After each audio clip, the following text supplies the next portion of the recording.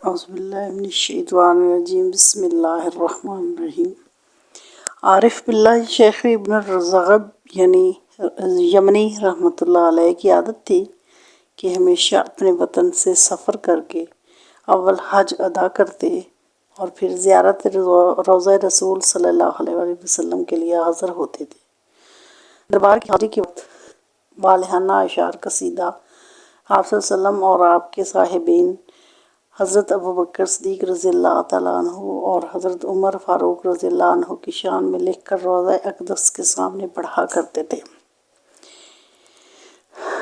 ایک مرتبہ وہ حسب عادت قصیدہ پڑھ کر فارغ ہوئے تو ایک رافضی خدمت میں حاضر ہوا اور درخواست کی کہ آج میری دعوت قبول کیجیے۔ حضرت شیخ نے تواضع کی بنا پر اتباع سنت کی نیت سے دعوت قبول کر لی۔ آپ کو اس کا حال معلوم نہ تھا کہ وہ رافضی ہے اور حضرت ابوبکر اور حضرت عمر رضی اللہ عنہما کی مدح کرنے سے ناراض ہیں۔ آپ حسب وعدہ اس کے مکان پر تشریف لے گئے۔ مکان میں داخل ہوتے ہی اس نے اپنے 2 حبشی غلاموں کو، جن کو پہلے سے سمجھا رکھا تھا، اشارہ کیا۔ وہ دونوں اس اللہ والے کو لپٹ گئے اور آپ کی زبان مبارک کاٹ ڈالی، جس کے بعد اس کم بخت رافضی نے کہا کہ جاؤ زبان حضرت ابوبکر و عمر رضی اللہ عنہما کے پاس لے جاؤ، جن کی تم مدح کیا کرتے ہو، وہ اس کو جوڑ دیں گے۔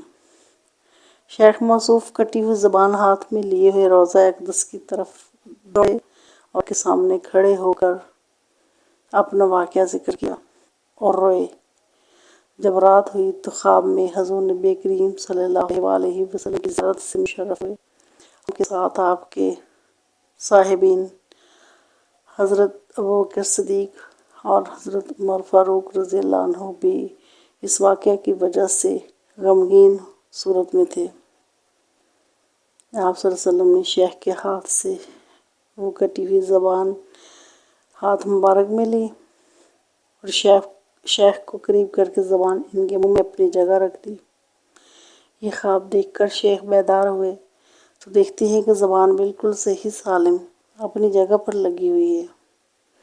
دربار نبوت صلی اللہ علیہ وآلہ وسلم کا یہ کھلا ہوا معجزہ دیکھ کر اپنے وطن واپس آ گئے۔ آئندہ سال حج کے بعد پھر مدینہ منورہ حاضر ہوئے اور حسب عادت قصیدہ مدیحہ روضہ اقدس کے سامنے پڑھ کر فارغ ہوئے تو پھر ایک شخص نے دعوت کے لیے درخواست کی۔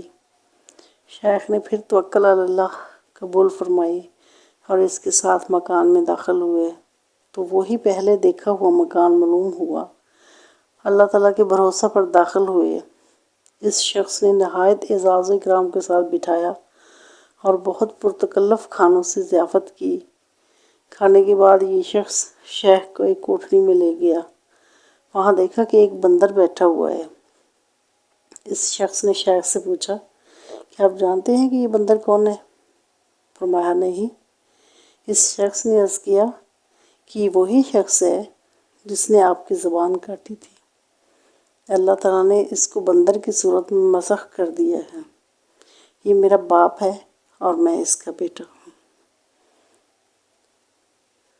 واللہ اعلم بالصواب۔ میرے چینل کو سبسکرائب کیجیے، اگر ویڈیو پسند آئے تو لائک اور شیئر کیجیے۔